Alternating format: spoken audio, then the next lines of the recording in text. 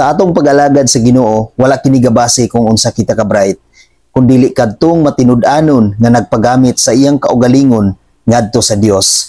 Tuod kay mag-unsa man ang imong ka bright kung wala ka nagpagamit diha sa Dios. Mag-unsa man ang imong ka bright kung wala ka nagpahimuot diha sa Dios. Maong igsuon, ang importante magpagamit kita sa Dios. Atong ipagamit ang atong kaugalingon ngadto sa Dios aron ang Dios mahimuot kanato. Tungod kay kung atong basihan kadtong mga apostoles nga nagpagamit sa una, dili gyud to sila mga professional, mga mangingisda rato silang tanan. Apan nagpagamit sila sa Dios, ilang gipagamit ang ilang kaugalingon ngadto sa Dios. Ug kun ang tao willing nga magpagamit sa ilang kaugalingon ngadto sa pag-alagad kaniya, sa pagpahimuot kaniya, ang Dios maghatag gayud og kaalam kung unsa ang mga pulong nga iyang isangyaw ngadto sa katawhan.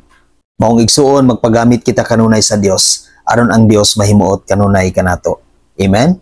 God bless sa tanan.